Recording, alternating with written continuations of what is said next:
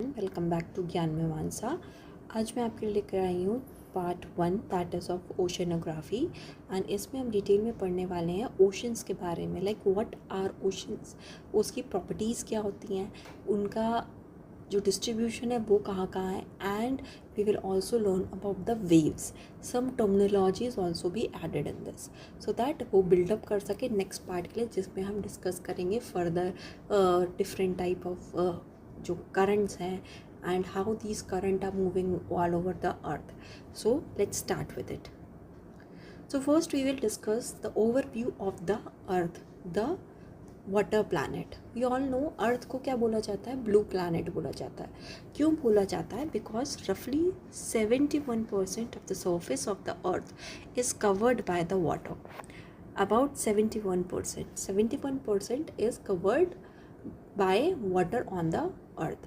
But one important thing you must know that about 97.5% water is found in the ocean.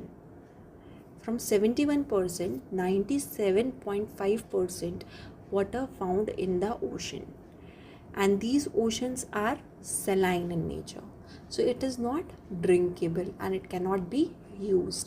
But अब technologies आने की वजह से we are using डीसिल्टेशन plants.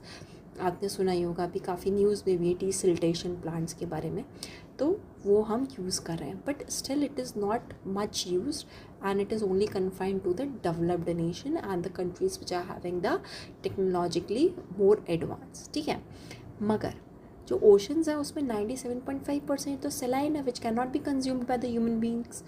तो जो 2.5% यू कैन से जो फ्रेश वाटर है वो कहाँ मिलता है आपको रफली, वो भी डिफरेंट जगह पे बटा हुआ है. सबसे पहले हम ग्लेशियर्स में मिलता है.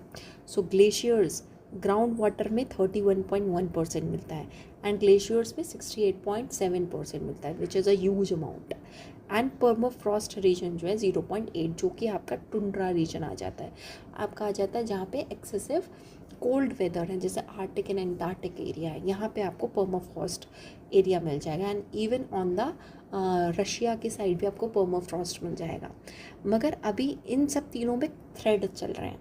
क्या थ्रेट है? Because of climate change. अब क्लाइमेट चेंज की वजह से क्या हो रहा है, यहाँ पे तो मेल्टिंग हो रही है ग्लेशियर्स की, which is ultimately increasing the sea level, and sea level increase हो रहा है.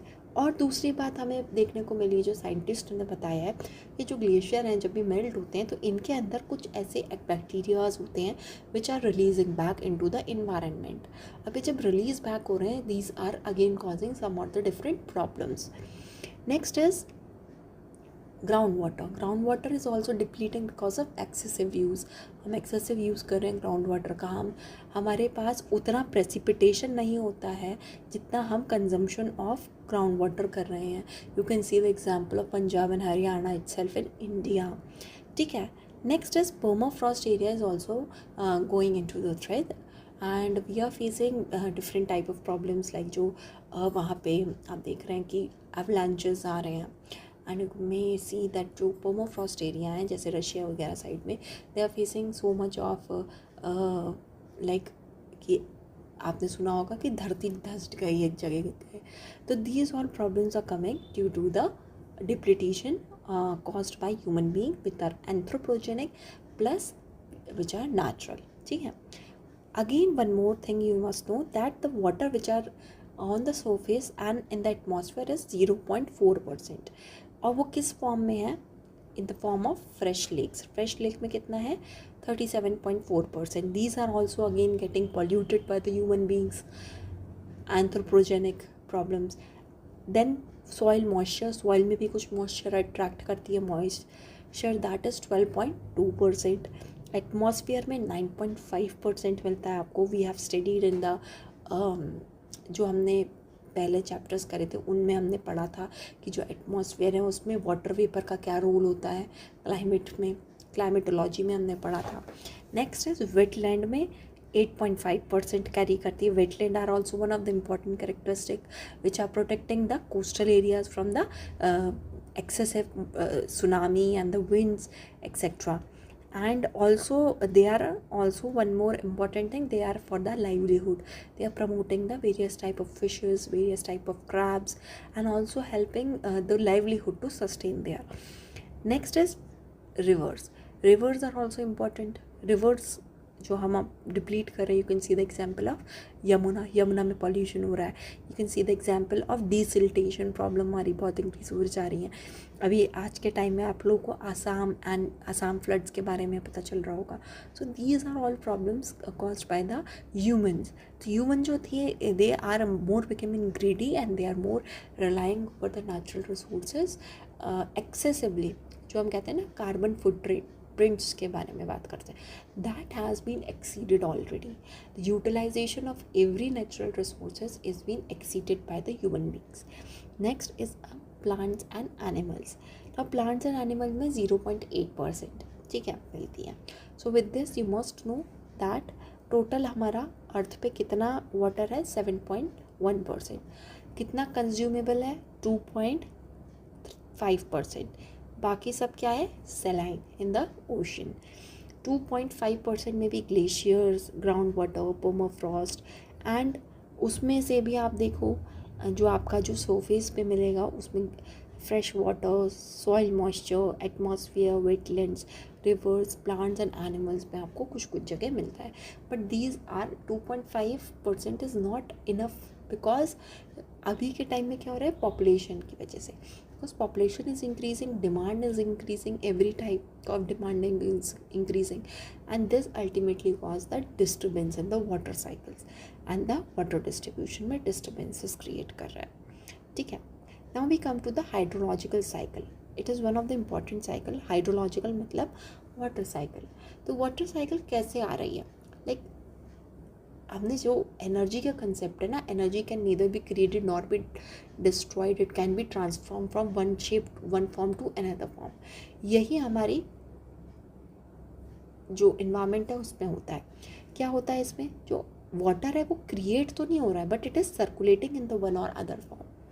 सो यहाँ पे सपोज इवापोरेशन हुआ, ठीक है, इवापोरेशन हुआ या फिर इवेपो ट्रांसपिरेशन. इवेपो ट्रांसपिरेशन का मतलब क्या हुआ, इन द फॉर्म ऑफ जो ट्रीज़ होते हैं उनकी लीव्स में से भी कभी कभी ट्रांसपोर्टेशन होता है. आपकी सॉइल में जो वाटर होता है वो भी इवापोरेट होता है, तो उसको हम क्या कहते हैं इवेपो ट्रांसपिरेशन. ठीक है.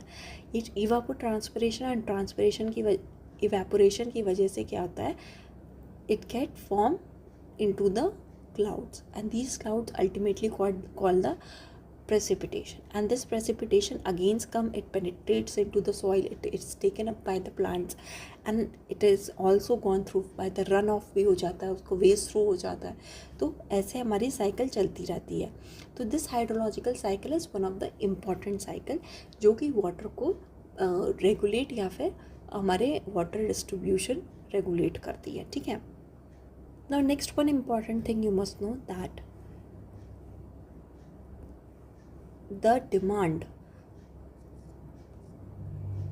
of renewable energy is constant. ठीक है.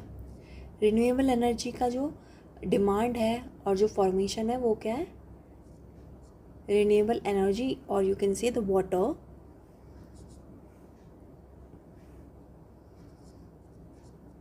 Is constant. बट जो डिमांड है वो इंक्रीज हो रही है ट्रिमेंडसली. ठीक है. This lead to the water crisis in different part of the world. As you can see, you are facing different type of crisis in the Punjab, you are seeing different type of crisis in the Assam. So water is causing different type of crisis in different areas. Now we will discuss about the distribution of ocean and the continents के बारे में कर लेते हैं. ठीक है. Now we all know हमारे पास 5 big oceans हैं एंड 7 बिग कॉन्टिनेंट्स मिलते हैं. तो वो 5 कौन से बिग ओशंस होंगे, सबसे पहले Arctic Ocean, then Pacific Ocean, then Antarctic Ocean, then Indian Ocean, Pacific Ocean and Southern Ocean. These are the 5 important oceans. अभी जो ओशन है इसमें 71% ऑफ वाटर हमारा अर्थ कंटेन करता है. अभी जो ओशंस हैं these are very important for creating a climate also. ये हमारे क्लाइमेट पे असर डालते हैं.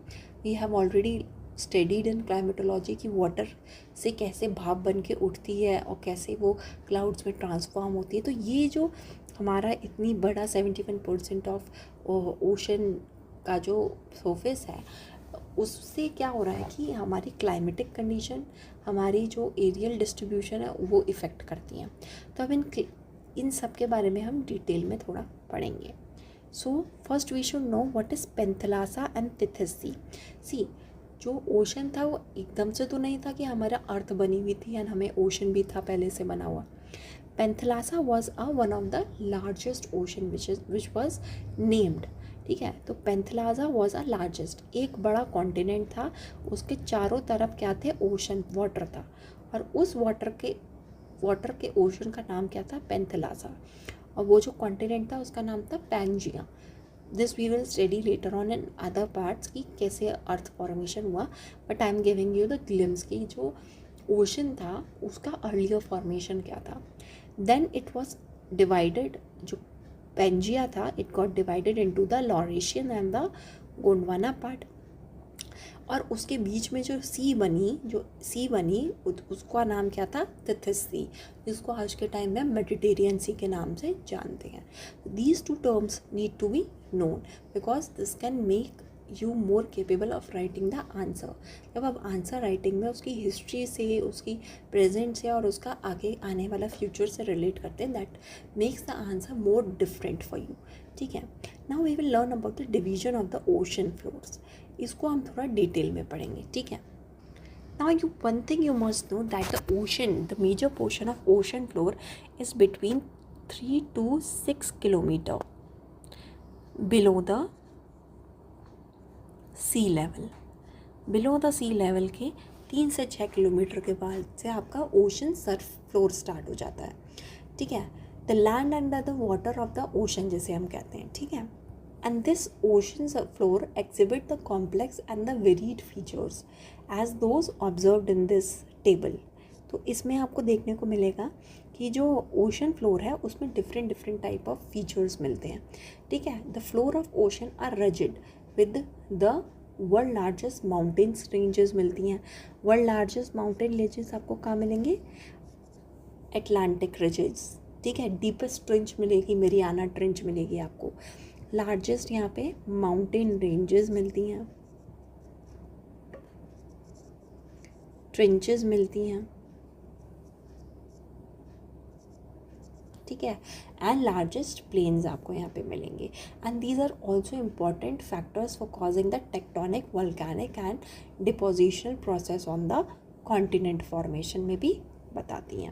Now let's discuss some 4 major division of the ocean floor. सबसे पहले हम पढ़ेंगे कॉन्टिनेंटल शेल्फ के बारे में। ठीक है, तो दिस कॉन्टिनेंटल शेल्फ क्या होती है, it is an extended margin of the earth, each continent occupied by relatively shallow sea and the gulf. So this is what your this area, ये जो एरिया है आपका क्या हो जाएगा, कॉन्टिनेंटल शेल्फ हो जाएगी।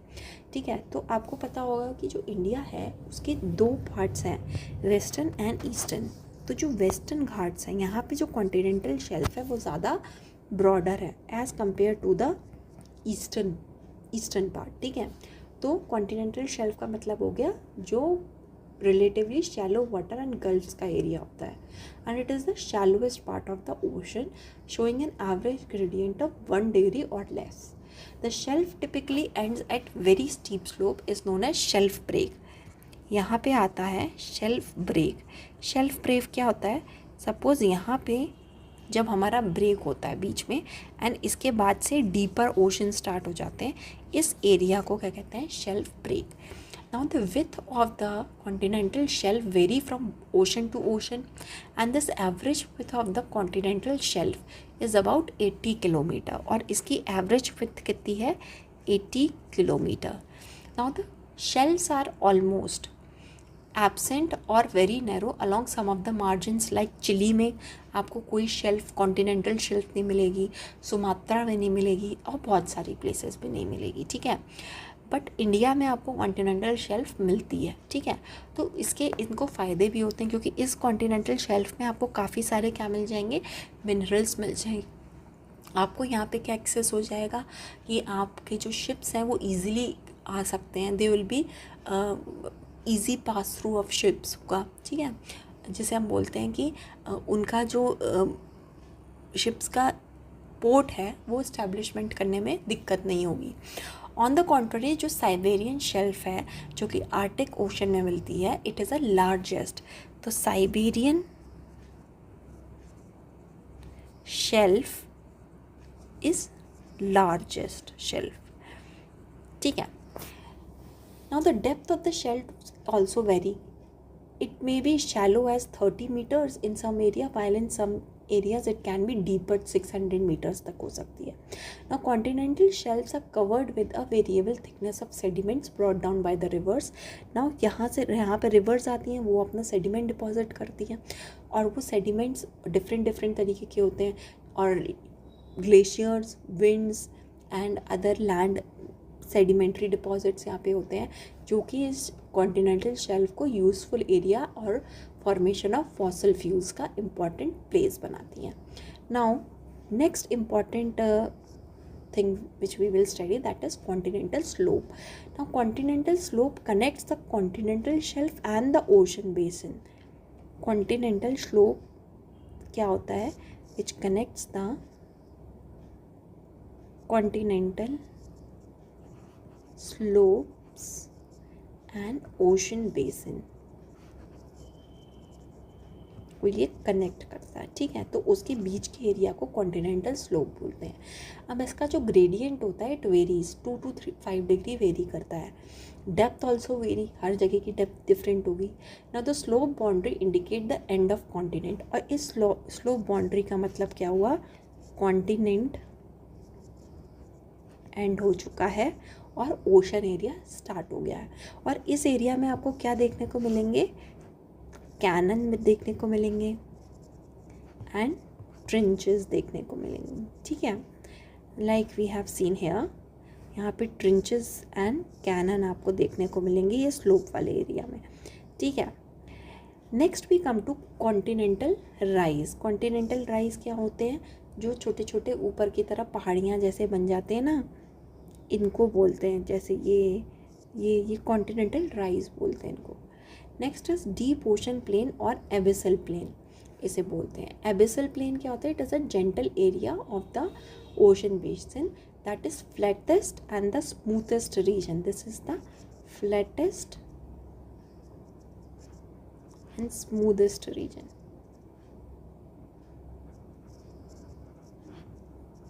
Fine. Now this plain are covered with a fine grained sediments like clay and silt यहाँ पे find होते हैं। Next is ocean deep and trenches. Ocean deep and trenches is one of the deepest part of the ocean. It is a deepest part of ocean, ठीक है। Now these are usually 3 to 5 kilometers deeper than the surrounding ocean surface and they occur at the bases of the continental slope के basis पे मिलते हैं। मैंने बताया था canyon and trenches are the characteristic features of the continental slope. और यहाँ पे आपको क्या देखने को मिलेगा? एक्टिव वोल्केनोज, अर्थक्वेक्स आपको देखने को मिलेंगे। Now let's come to the minor ocean reliefs के बारे में पढ़ते हैं। First you will read about the mid oceanic ridge. It comprise of the two chains of mountain separated by the large depression। और ये कहाँ पे किस तरीके की बाउंड्री फॉर्म करते हैं? Divergent boundary. ये कहाँ पे फाउंड होते हैं? डाइवर्जेंट बाउंड्री पे, ठीक है। जैसे ये दो प्लेट्स हैं ओशन की, ये जब एक दूसरे से दूर जाती हैं तो यहाँ से जो मैग्मा निकलता है वो यहाँ पे एक लंबी सी माउंटेन चेन फॉर्म करता है, जो कि आपको see like this, something like this. और जब ये माउंटेन चेन ऊपर की तरफ और निकल जाती है दैट फॉर्म एन आइलैंड और ग्वाइट जिसे हम बोलते हैं। These mountain ranges are higher to 2500 metre and even reaches above the ocean surfaces. Now ये मोस्टली कहाँ पे मिलती हैं? टेक्टोनिक रीजन में या प्लेट टेक्टोनिक रीजन में, जैसे कि mid Atlantic ridge. Next we come to the sea mound. Sea mound is a mountain that pointed summit, इसकी पॉइंटेड समिट होती है, ठीक है। ऊपर की तरफ ऐसे चोंच बनी हुई होगी सी माउंट की, ठीक है, लाइक एन आइलैंड। तो सी माउंट की ऊपर की तरफ एकदम चोंच बनी हुई होगी। Rise from the sea floor that does not reach the surface, but it does not reach the surface of the ocean तक। ये सरफेस ऑफ द ओशन के ऊपर, सरफेस ऑफ ओशन तक रीच नहीं करता है, जस्ट लाइक एन आइलैंड की तरह नहीं होता है। And these sea mount are volcanic origin in nature, ठीक है। सबसे इम्पॉर्टेंट एक एग्जाम्पल आप दे सकते हैं ऑफ एम्पोरियर सी माउंट, जो कि आपकी हवाई के साइड आ जाएगा। If you see the seamount तो वो हवाई के साइड आएगा, and it is one of the hot spot in the Pacific Ocean. Next is submarine canyon. Submarine canyons क्या होते हैं? See, canyon is a deep gorge, specially one with the river flowing in it, ठीक है। ये deep George होगा, इसके बीच में से रिवर फ्लो कर रही होती है। नाउ दिस सबमरीन कैनन कैसे फॉर्म होते हैं? ये मोस्टली फॉर्म होते हैं बिकॉज ऑफ यहाँ पे काफ़ी ज़्यादा, जब यहाँ पे काफ़ी ज़्यादा डिपॉजिट्स होने लगते हैं तो वो डिपॉजिट्स की वजह से फ्रिक्शन क्रिएट होता है, and friction cause the deep inside drill कर देते हैं, and this form a submarine canyon, and these are mostly specialised on the continental slope पे मिलते हैं। Next is ग्वाइट। ग्वाइट का मैंने आपको बताया, ग्वाइट ये हो गए, इनका जो समिट होता है it is rounded in shape, and it is also not coming out of the surface of the ocean, के बाहर नहीं आते हैं। तो ग्वाइट आप समझ गए। ग्वाइट एंड सी माउंट में डिफरेंस, सी माउंट का क्या होता है, जो पीक होता है इट इज़ पॉइंटेड, फिर इस ग्वाइट का जो समिट होता है that is something like this, rounded shape में होता है। Now next is atoll. Atoll क्या होता है? Atoll is a low island found in the tropical ocean and consist of coral reef surrounding a central depression. Suppose ये चारों तरफ आपका एक कोरल रीफ बन गया एंड बीच में आपका वाटर आ गया, this is atoll, and it may be a part of the sea lagoon का भी पार्ट बन जाता है कभी कभी, ठीक है। Next is bank. क्या होता है? Now bank is a area जहाँ पे आपके सेडिमेंट डिपॉजिट्स होते हैं, या इरोजन या बायोलॉजिकल एक्टिविटी से जो फॉर्मेशन होती है at the end of the river, that is a bank, ठीक है। Now these marine features are formed as a result of erosion और डिपोजिशनल एंड डिपोजिशनल फीचर्स की वजह से होते हैं, ठीक है।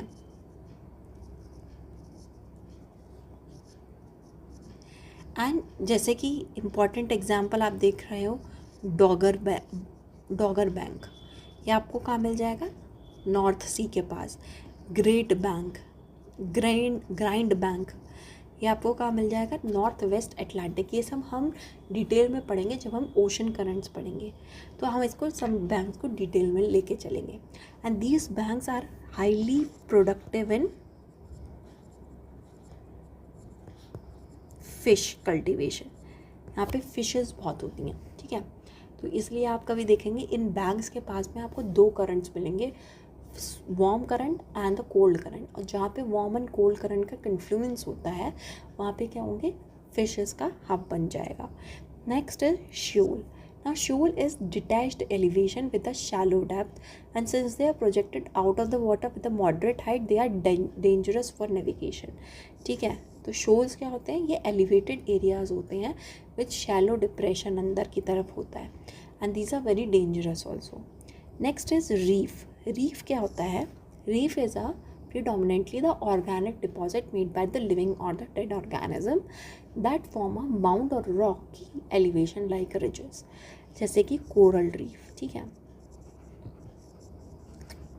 जो कि आपको पैसिफिक ओशन की साइड मिलेंगी। ये आपको Queens Island coast of Australia में मिलेगी, and these are also very dangerous, ठीक है। Next are the hills. कुछ कुछ छोटी छोटी पहाड़ियाँ भी आपको देखने को मिलेंगी अंडर द ओशन, यहाँ पे ऐसे छोटे छोटे हिल्स आपको देखने को मिलेंगी। नेक्स्ट इज आइलैंड आर्क्स आपको मिलेंगे, जो कि जापान वगैरह आप देख लो, कैरेबियन देख लो, ये क्या है? ये ऑल आर आइलैंड आर्क्स बन गई हैं on the ocean surface. Submerged volcanoes आपको मिलेंगे बिकॉज ऑफ डाइवर्जेंट बाउंड्रीज हैं। अब यहाँ से जो मैग्मा निकला वो एक छोटा सा पहाड़ी बना लिया, अब ये क्या था? वोल्केनो एक्टिव था, and these volcano again erupt होते हैं, ये और बड़े होते हैं, तो these are known as submerged volcano and sea scarps मिलते हैं। So here you can see the diagram जिसमें आपको कॉन्टिनेंटल शेल्फ देखने को मिलेगी। कॉन्टिनेंटल शेल्फ पे आपको सबमरीन कैनन देखने को मिल रहा है and continental shelf and slope के बीच में, and this is continental slope जिसमें आपको submarine canyon and then continental rise आपको देखने को मिल रहा है। This is what is known as shelf break. Shelf break जहाँ से कॉन्टिनेंट ख़त्म हो जाता है, ठीक है। यहाँ पे आपको abyssal plain, deep sea trenches देखने को मिल रही हैं, सी मॉन्ट एंड द गॉइट देखने को मिल रहा है। Fractures are form due to the divergent plate boundaries की वजह से। Rift are also there and you can say mid oceanic ridges are also there, and this diagram is taken from the NCERT. तो you must know how to draw this diagram and you must know the labeling of this diagram कि इसमें क्या क्या दे रखा था, ठीक है। Now next we come to the major ocean and the sea. हमें पता है हमने 5 ओशंस हमने पढ़ लिए, मगर सीज कौन कौन सी हैं, बिकॉज अर्थ पे जो हमारी अर्थ है उस पर सी भी हैं, और ये सी भी बहुत इंपॉर्टेंट रोल प्ले करती हैं। इन सी का भी different salinity, different pressure, different temperature, सब कुछ डिफरेंट होता है, तो ये भी बहुत इंपॉर्टेंट होती है। तो देयर आर मेजर सीज जिनके बारे में मैं बात करने वाली हूँ। दीज आर बिफिन बे जो कि आपकी ग्रीनलैंड एंड आपका ये कनाडा के पास से है। हडसन बे आपको ये देखने को मिल जाएगी, इंपॉर्टेंट है। लैब्राडोर सी आपको देखने को मिल जाएगी। Bering Sea is in one of the important, Alaska and Russia वाला एरिया। फिर बेरिंग सी आपको देखने मिल जाएगी। Bering, this is Bering and this is Barents, ठीक है। Adriatic Sea one of the important, ठीक है, यहाँ पे आपको देखने को मिल जाएगी एड्रियाटिक सी। यहाँ पे Mediterranean sea, it is one of the important sea and अभी डिस्प्यूट की वजह से बहुत ज़्यादा इम्पॉर्टेंट हो जाता है। डेड सी इज़राइल में है, we all know this. Red sea one of the important dispute की वजह से इम्पॉर्टेंट हो जाता है। तो जब भी when you read a sea you must go through the map, तो उसके साइड के रीजन्स आपको कवर करने हैं। तो मैपिंग करिए इन सब सीज़ की कि इनके सराउंडिंग एरियाज़ कौन से, जैसे Aral Sea, it is one of the important और काफ़ी बार UPSC में पूछा गया है व्हाट इज़ एराल सी और उसकी सराउंडिंग एरियाज़ कौन से हैं। पर्शियन गल्फ आ गया, and then Arabian Sea and Bay of Bengal, these are ultimate and the most important. You can see Coral Sea, यहाँ पे आपको कोरल मिलते हैं, टूरिज्म प्रमोशन करती है ऑस्ट्रेलिया में, ठीक है। East China sea, south China sea is always in dispute, ठीक है। सो these are some of the important seas which I talked about. and in sea को आपको अपने मैप पे जाके देखना है, ट्रेस आउट की उसकी बाउंड्रीज क्या है, कौन सी रिवर इनको ड्रेन करती हैं एंड एक्सेट्रा, ठीक है। Now next we come to the properties of ocean waters के बारे में पढ़ते हैं। नाउ जो ओशन वाटर्स हैं इनकी कुछ ना कुछ प्रॉपर्टीज़ होंगी, ठीक है, और ये प्रॉपर्टीज़ 3 बेसिस पे डिवाइड होती हैं, that is temperature, salinity and density, ठीक है। तो हम इन तीनों को हॉरिजॉन्टल एंड वर्टिकल वे में पढ़ेंगे, ठीक है।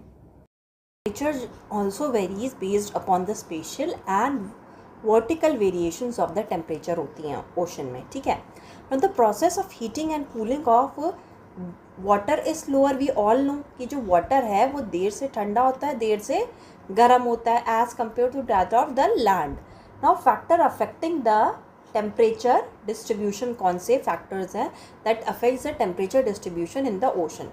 Number 1 is latitude. लैटिट्यूड मैंने बताया था इक्वेटर पे आपको ज़्यादा देखने को मिलेगा, बट सबसे ज़्यादा आपको टेम्परेट रीजन में मिलेगा। क्यों? क्योंकि इक्वेटर में आपको क्या मिल जाते हैं, क्लाउड्स, ठीक है, तो वहाँ पे इंसोलेशन कम हो जाती है, ठीक है।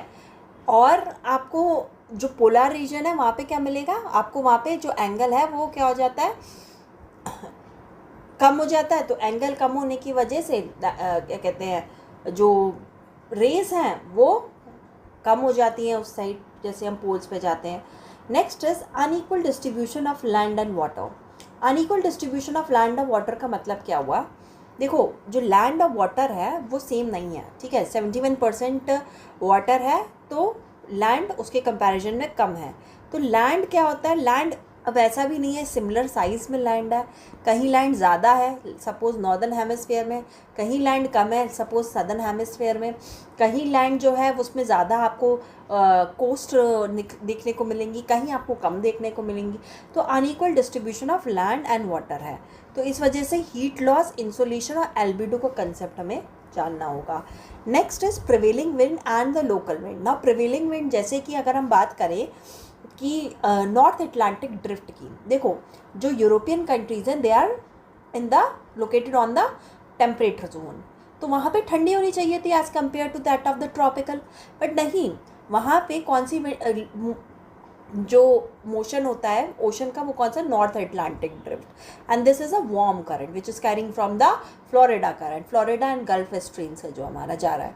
ठीक है, तो हमें पता होना चाहिए कि ये जो करंट्स हैं ये बेसिकली इन्फ्लुएंस कर रहे हैं टेम्परेचर्स को, temperature of the particular area, अगर वो टेम्परेट में है, अगर वो ट्रॉपिक्स में है। मगर ट्रॉपिक्स में आपको डेजर्ट देखने को मिलेगा, कोल्ड आपको वेव्स देखने को मिलेंगी।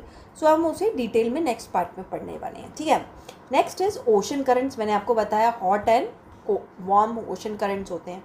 Now next one of the important is horizontal and vertical distribution of temperature. Now sun जो है it is a main source of energy, जिससे हमें क्या मिलता है, एनर्जी मिलती है। ठीक है, नाउ दिस सन एक पर्टिकुलर लिमिट तक ही पेनिट्रेट कर सकता है ओशन के अंदर। ठीक है, so how deep water marine organism survive in spite of absence of the sunlight. तो यहाँ पे फोटिक जोन के बारे में हम पढ़ेंगे, या फिर यूफोटिक जोन या एफोटिक जोन के बारे में। जो फोटिक जोन है is only about few hundred metre and it depends on lot of factor like turbidity, presence of algae etcetera, and there is no enough primary producer below few hundred metres के बाद कोई भी primary producer आपको नहीं देखने को मिलेगा इन the ocean bottom. ठीक है, at the sea bottom there are the bacteria that make up use of the heat and supplied by the earth interior to prepare the food, so they are also a primary producer। तो bacterias भी हैं और plants भी रह रहे हैं। ठीक है, other organism feeds upon the primary producer and subsequent secondary producer पे वो feed upon करते हैं। now one of the important thing you must know that why the diurnal range of ocean temperature is so small। तो diurnal range है of ocean is small. इसका मतलब क्या हुआ, that why the ocean take more time to heat और cool. The process of heating and cooling of ocean water is slower than that of the land, हमें सबको पता है। But due to the vertical and horizontal mixing and high specific, यहाँ पे high क्या होता है, स्पेसिफिक या specific heat of ocean water की वजह से, और दूसरा वर्टिकल एंड हॉरिजॉन्टल मूवमेंट की वजह से। ठीक है, नाउ जो ओशन ऑफ वाटर है वो हीट किन किन प्रोसेस से होता है। सबसे पहला प्रोसेस है एब्जॉर्प्शन ऑफ सनलाइट, सनलाइट के एब्जॉर्प्शन से होता है। दूसरा कौन सा इंपॉर्टेंट है, कन्वेक्शनल करंट से होता है। कन्वेक्शनल मतलब ऊपर नीचे करंट, जैसे विंड ऊपर नीचे जाती है वैसे वाटर भी ऊपर नीचे जाता है, convectional current. And heat produce due to the frictions की वजह से, क्योंकि विंड और वाटर एक दूसरे के जब एकदम कांटेक्ट में आते हैं दे प्रोड्यूस अ फ्रिक्शन। सो ये तीन वजह से क्या होता है, ओशन जो होते हैं वार्म अप होते हैं। एंड कूल कैसे होते हैं, कूल होते हैं रेडिएशन बैक करने, जो हीट बजट मैंने बताया था, एक्सचेंज ऑफ हीट की वजह से एंड इवापोरेशन की वजह से। ठीक है, तो अभी जो हमने ऊपर कंसेप्ट पढ़ा था heat loss in insolation and albedo. तो इंसोलेशन तो हम सबको पता है, इंसोलेशन का मतलब होता है कि एवरेज डे ड्यूरेशन इंसोलेशन जो कि हमें सन से रिसीव हो रही है। हीट लॉस का मतलब क्या होता है, the loss of heat by refraction, scattering, evaporation, radiation. ठीक है, एंड एल्बिडो का मतलब क्या होता है, basically the albedo of the sea depends upon the angle of सन।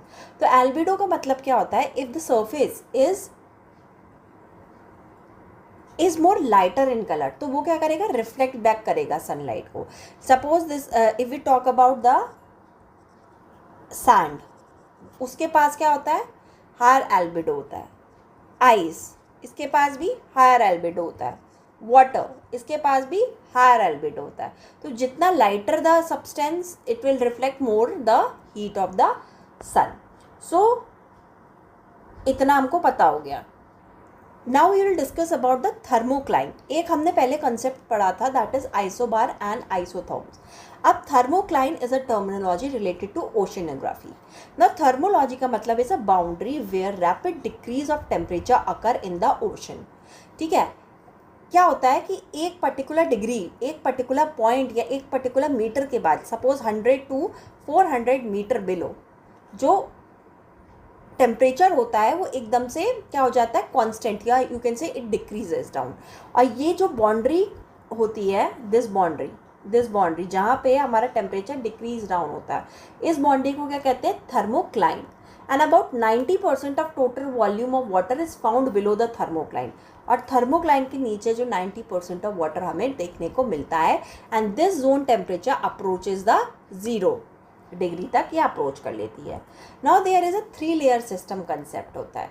जो टेम्परेचर स्ट्रक्चर होता है ओशन का over middle and low latitude can described as a 3 layer system. The first layer, the top layer of warm water, and it is about 100 metre thickness तक रहती है. ठीक है, which is approx 20 degree to 24 degree Celsius यहाँ पे रहता है. And this layer is mostly tropical region में प्रेजेंट होती है throughout the year. And mid latitude में वो सिर्फ समर्स के टाइम रहती है, एंड विंटर्स के टाइम डिमिनिश हो जाती है. ठीक है, नाउ सेकेंड लेयर जो होती है, this is the first layer. Second layer is called thermocline layer, below which the temperature start decreasing. So this is second layer, and then comes a third layer which is known as a very cold layer. This whole is cold layer or the third layer. So this is a 3 layer concept of the ocean. ठीक है. Now one more concept you must know, that the rate of decrease जो होता है temperature का with depth is greater at equator than at the pole. This is one of the fact. क्यों मैं ऐसा बोल रही हूँ, देखो इक्वेटर पे क्या होता है, इस एरिया में क्या होता है, इंटेंस हीटिंग हो रही है, मगर ये धीरे धीरे क्या हो रही है, नीचे जा रही है, तो इट इज़ रिड्यूसिंग डाउन. मगर पोल में क्या है, हीटिंग तो है ही नहीं, नॉर्मल टेम्परेचर है ऑलमोस्ट, मान के चलो 1 डिग्री सेल्सियस मान लो, 1 डिग्री सेल्सियस, वही सेम 0 डिग्री हो जाएगा. तो ज़्यादा वेरिएशन आपको देखने को नहीं मिल रहा. तो इक्वेटर पे आपको ज़्यादा वेरिएशन देखने को मिलेगा as compare that to the poles. ठीक है. Now we come to the horizontal distribution. कैसे होता है, जो average temperature of the surface water that is 47 degree Celsius होता है, and it is gradually decreases from the equator towards the pole. Pole की तरफ जैसे जैसे हम जाते हैं तो टेम्परेचर क्या होता है, इट डिक्रीजेज डाउन. ठीक है. And this represent by the isothermal lines, हम उसे रिप्रेजेंट करते हैं. ठीक है. Now these isothermal line are closely spaced when the temperature difference is higher होगा तो ये क्लोजली स्पेस्ड हो जाएंगी, मतलब टेम्परेचर ज़्यादा है तो they will come nearby, and temperature कम है तो they will go far away. तो ये आपको मैंने आगे जब हम करेंगे करंट्स के बारे में, तब हम उसे और डिटेल में डिस्कस करेंगे. आइसोथर्मल लाइन कैसे वेरी कर रही है वार्म करंट्स पे एंड द कोल्ड करंट्स पे. ठीक है. Now next topic we come to the salinity. तो salinity term is defined as total content of dissolved salt in the sea water, and it is calculated as a amount of salt dissolved in the 100 gram. Amount of salt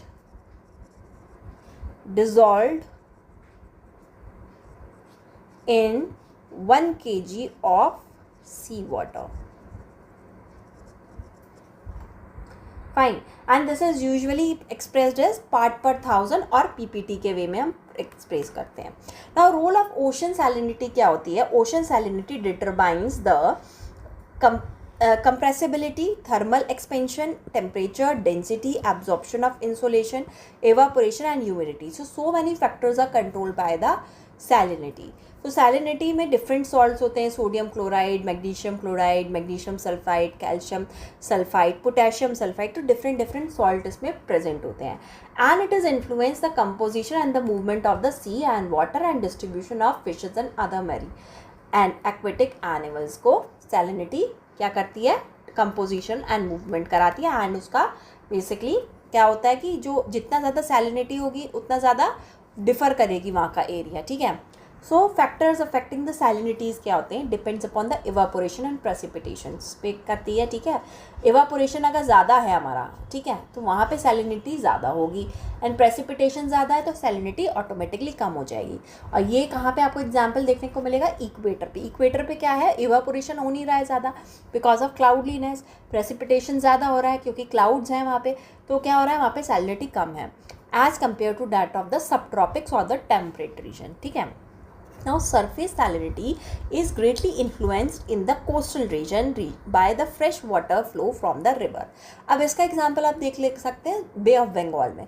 so bay of Bengal में salinity as compare to the Arabian sea कम रहती है because bay of Bengal में क्या हो रहा है, काफ़ी सारी रिवर्स आ रही हैं आपकी जो हिमालय से आ रही हैं, and even from the peninsular rivers are debouch into them. So क्या हो रहा है, तो उसकी वजह से क्या होता है, जो सैलिनिटी क्या हो जा रही है, इन्फ्लुएंस हो जा रही है, कम हो जा रही है नाउ, क्योंकि फ्रेश वाटर इनटेक हो रहा है। Now winds also influence the salinity, winds भी इन्फ्लुएंस करती है because of transfer of water. Salinity, temperature and density of water are inter related, और ये सैलिनिटी, टेम्परेचर और डेंसिटी क्या होती है, इंटर रिलेटेड होती है। तो इसको हम कैसे पढ़ सकते हैं, सपोज कोई कोल्ड वाटर है, कोल्ड वाटर की अगर हम बात करूँ मैं, तो इसकी डेंसिटी ज़्यादा होती है, डेंसिटी ज़्यादा हो गई। ज़्यादा डेंसिटी का मतलब क्या हो गया, higher salinity,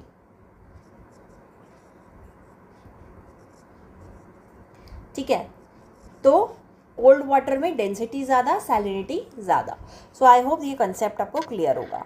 now horizontal distribution कैसा होता है ओशंस का, ओशन सैलिनिटी का, ठीक है। सो इन द लैंडलॉक जो एरियाज़ होते हैं वहाँ पे आपको क्या देखने को मिलेगा, ज़्यादा सैलिनिटी देखने को मिलेगी। क्यों, क्योंकि वहाँ पे इवापोरेशन रेट ज़्यादा है। सपोज रेड सी की अगर हम बात कर लेते हैं तो वहाँ पे 41 ppt मिलता है आपको, but in the hot and dry region evaporation is higher, तो यहाँ पे भी सैलिनिटी और ज़्यादा इंक्रीज़ हो जाती है क्योंकि यहाँ पे और ज़्यादा इंसोलेशन हो रहा है आपका, ठीक है।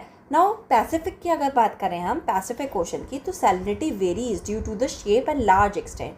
तो पैसिफिक ओशन क्या है, it is a largest ocean है। दूसरा यहाँ पे फ्रेश वाटर कम आ रहा है, एंड दूसरा यहाँ पे शेप, लैंड की जो शेप है that is very different that to the other ocean, तो यहाँ पे सैलिनिटी डिफर करेगी पैसिफिक में। लाइकवाइज एटलांटिक में एवरेज 36 to 37 रहती है, but at the equatorial region it is about 35। I have told you क्यों यहाँ पे बारिश हो जाती है due to the heavy rainfall, ठीक है ना। इंडियन ओशन में एवरेज 35 रहती है and low salinity due to influx of the rivers, यहाँ पे काफ़ी सारी रिवर्स आके डिबाउच हो जा रही हैं, इस वजह से इंडियन ओशन की सैलिनिटी भी कम हो गई। सो अगर हम बात करते हैं मार्जिनल रिवर्स की, वाटर मार्जिनल रिवर्स क्या होते हैं, देखो मार्जिनल रिवर्स जैसे नॉर्दर्न सी, तो नॉर्दर्न सी में आपको क्या देखने को मिलेगा, although it is on the higher latitude, तो आप अपनी एटलस लेके बैठिए कि नॉर्थ सी कहाँ है, लोकेट करिए, and it is on the higher latitude, and यहाँ पे क्या होगी, बट यहाँ पे क्या मिलता है, हायर सैलिनिटी मिलती है due to the water brought by the north Atlantic drift water लेकर आ रही है, इस वजह से। दूसरा अगर हम बात करते हैं बाल्टिक सी की, यहाँ पे लो सैलिनिटी है due to influx of the water from the rivers, यहाँ पे काफ़ी सारी रिवर डिबाउच कर रही हैं। आप अगर मैप को देखोगे तो बाल्टिक सी की सारी रिवर्स को अगर आप देखेंगे, Likewise, if we talk about the Mediterranean Sea, it record the highest salinity due to evaporation rate वहाँ पे ज़्यादा है, ठीक है। Now salinity is however very low in the Black Sea due to the innumerous, but जो Black Sea है वहाँ पे हमें salinity क्या मिलेगी, कम मिलेगी। Black Sea में जो salinity है वो कम है क्योंकि influx of rivers वहाँ पे हो रहा है। Next is inland sea and lakes के बारे में, जैसे कि ग्रेट सॉल्ट लेक के बारे में अगर हम बात करें तो जो सैलिनिटी होती है इनलैंड सी की वो बहुत ज़्यादा हाई होती है क्योंकि वो इनलैंड है, तो इवेपोरेशन रेट ऑटोमेटिकली हाई हो जाएगा। तो जैसे कि सबसे ज़्यादा सैलिनिटी हमें मिलेंगी ग्रेट सॉल्ट लेक में जो यूएस में है, डेड सी में मिलेगी जो कि आपको इजराइल में मिलती है, and lake Van which is found in the Turkey. So I hope आप इतना आपको क्लियर हो गया होगा. Next we come to the vertical distribution. Now salinity at the surface increases due to the evaporation. Evaporation की वजह से क्या होती है, सैलिनिटी इंक्रीज हो जाती है. तो सरफेस पे क्या होगा, सैलिनिटी ऑटोमेटिकली ज़्यादा होगी. And decreases input of fresh water. मगर अगर यहाँ पे फ्रेश वाटर का इनटेक ज़्यादा होगा तो यहाँ पे क्या हो जाएगी, सैलिनिटी कम हो जाएगी. Salinity at depth is fixed, like in the temperature जो हम बात कर रहे थे, जो टेम्परेचर था that was not fixed. Equator अगर पोल अलग, मगर salinity is fixed on equator and pole both. तो you can see it is going constantly down. So जहाँ से शार्पली डिक्रीज होना शुरू होता है उस एरिया को हम क्या कहते हैं, हेलोक्लाइन. एंड थर्मोक्लाइन जहाँ से टेम्परेचर डाउन होना स्टार्ट हो जाता है, एंड हेलोक्लाइन जहाँ से सैलिनिटी डाउन होनी स्टार्ट हो जाती है. ठीक है. Now we talk about the density. Density means increase with the depth. Density क्या होती है, it increases with the depth. मैंने एग्जाम्पल दिया था कोल्ड करंट्स का, these are more denser and more saline. Now जहाँ से वो डिक्रीज होनी शुरू होती है उसको कहते हैं पाइकोनोस लाइन. ठीक है. जहाँ से डेंसिटी शार्पली क्या हो जाती है, सॉरी इंक्रीज होना शुरू हो जाती है विद द डेप्थ, उसको क्या कहते हैं, पाइकोनोक्लाइन कहते हैं. तो this is the area from where the density increases. Discuss about the waves. Waves are the important characteristic of the ocean currents, and this is actually the energy which is given to the ocean. ठीक है. तो wind provides the energy to the waves को energy देती है जो कि एक तरीके से उसको क्या करती है, मोशन में रखती है. Motion of the surface water is seldomly affects and bottom of the ocean. और ये सरफेस ऑफ द ओशन को अफेक्ट करती है एनर्जी, एंड जो बॉटम ऑफ द ओशन होता है वो इतना अफेक्टेड नहीं होता है. ठीक है. एज वाटर अप्रोचेज बीच और land it slow down due to the friction की वजह से ये स्लो डाउन हो जाती है. सो आप देखते हो जो वेव्स हैं वो आके टकराती हैं हमारे बीचेस पे. ठीक है. सो ये मैंने आपके लिए एक डायग्राम लेकर आई हूँ जो कि NCERT से ही है. तो इसके लिए हमें कैरेक्टरिस्टिक ऑफ वेव्स के बारे में जानना इंपॉर्टेंट है. तो सबसे पहली कैरेक्टरिस्टिक है that is wave crest and trough. Wave crust का मतलब क्या होता है, जो अपर पॉइंट होता है वेव का दैट इज़ अ क्रस्ट. इसको क्या बोलते हैं हम, इस पॉइंट को क्या बोलते हैं, क्रस्ट. ठीक है. और इसका नीचे वाला, सबसे नीचे वाला पॉइंट को क्या बोलते हैं, ट्रफ. तो wave crest and trough. Next is wave height क्या होती है. तो wave height is a vertical distance from the bottom of the trough से लेके to the top most of the crest तक. ट्रफ से लेके क्रस्ट तक का वर्टिकल डिस्टेंस को क्या कहते हैं, वेव हाइट बोलते हैं. वेव मैग्नीट्यूड क्या होता है, it is 1/2 of the wave height. Wave height का 1/2 एरिया को, जो एरिया होता है उसे क्या कहते हैं, वेव एम्पलीट्यूड. ठीक है. नेक्स्ट इज वेव पीरियड क्या होता है, it is merely the time interval between the two successive crust. दो सक्सेसिव क्रस्ट के बीच का टाइम इंटरवल और दो सक्सेसिव ट्रफ के बीच का टाइम इंटरवल जो कि एक फिक्स्ड पॉइंट से पास थ्रू करता है, that is wave period. Wave length क्या होती है, wave length are horizontal distance between the two successive crest के बीच के का जो टाइम इंटरवल होता है उसको क्या कहते हैं, वेव लेंथ बोलते हैं. नाउ वेव स्पीड क्या होती है, it is a rate at which the wave move through the water and it is measured in the knots में हम इसे मेजर करते हैं. ठीक है. Wave frequency is, so wave frequency it is a number of wave passing a given point during a 1 second of time. 1 second of time में जितनी बार वो एक वेव या बहुत सारी वेव वो वहाँ से पास थ्रू करती हैं that is known as a wave frequency. I hope कि आप ये सब कैरेक्टरिस्टिक्स ऑफ वेव से सम आपको पता चल गया होगा. ठीक है. Now we come to the PYQs. जो इम्पॉर्टेंट PYQs हैं इनको हम देख लेते हैं. So with reference to the earth water on the planet earth consider the following statement. सबसे पहला है the amount of water in the rivers and lake is more than the amount of water in the ground water. तो मैंने आपको बताया था ground water में approx 30% water होता है एंड लेक्स में 1.2% वाटर होता है. तो किसका ज़्यादा है, अप्रॉक्स इसका ज़्यादा है ऑफकोर्स ग्राउंड वाटर का. ठीक है. तो ये हो जाएगा हमारा गलत. Next is amount of water in the polar cap and glacier is more than the amount on the ground water. तो ये क्या हो जाएगा करेक्ट, क्योंकि आइस कैप में अप्रॉक्स 60% है और यहाँ पे अप्रॉक्स 30% रहता है। तो answer will be B, 2 only. Next is consider the following statement, ये 2012 का क्वेश्चन है। So the first part is rotation of the earth, air pressure and the wind, density of the ocean water and revolution of the earth. तो revolution of earth हम नहीं समझ सकते because ये तो डे एंड नाइट कॉज करता है, how it can impact the ocean current को कैसे ये इन्फ्लुएंस करेगा। तो 1, 2 and 3 आर करेक्ट, तो ऑप्शन हो गया B. And next question, consider the following statement 2010 का। On a planet Earth, the freshwater availability for use amount is less than 1% of the total water found. It is correct. 1% से कम मिलता है. Of the total fresh water found on the Earth's surface, 95% is bounded to the polar cap and the glacier. It is incorrect. Approx 30%, 60% यहाँ मिलता है. तो answer will be 1 only. Next is 2021 question. Consider the following statement. First option, the tropical zone. The western section oceans are warmer than the eastern section owing to the influence of the trade winds. तो हमको पता है जो western section होता है, suppose I draw this is south America and this is your Africa, ठीक है। तो ये अफ्रीका साइड जो होगी आपका ट्रॉपिकल रीजन में जो ओशन होगा are warmer than the eastern section. तो ईस्टर्न सेक्शन में क्या होगा, यहाँ पे आपके कौन से करंट आ रहे हैं, कोल्ड करंट। तो यहाँ पे कौन से डेजर्ट्स बन जाते हैं, यहाँ पे क्या होते हैं, यहाँ पे आपके वार्म करंट्स आए and this cause a good temperature here. तो in tropical zone the western section of ocean के पास वार्मर करंट आते हैं एंड जो ईस्टर्न सेक्शन होता है वहाँ पे आपका क्या हो जाता है, कोल्ड करंट आते हैं and this is because of trade winds. Next is the temperate zone. Westerly makes an eastern zone of ocean warmer.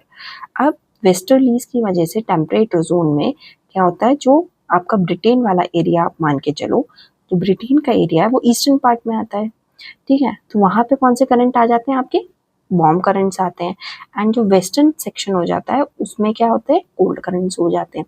So eastern section ज़्यादा गर्म होगा as compare to the western section in the temperate zone. तो option will be both 1 and 2। So I hope आप इस lecture को समझे होंगे। So in next part we will discuss in detail about the warm and cold currents, उनका detail, उनका कैसे वो इफेक्ट होते हैं, क्या उनके फीचर्स हैं and also we will discuss about the tides के बारे में भी हम डिटेल में पढ़ेंगे कि what happens when the tide come and also we will discuss the importance of tide and the major ocean currents in detail, ठीक है। So thank you very much.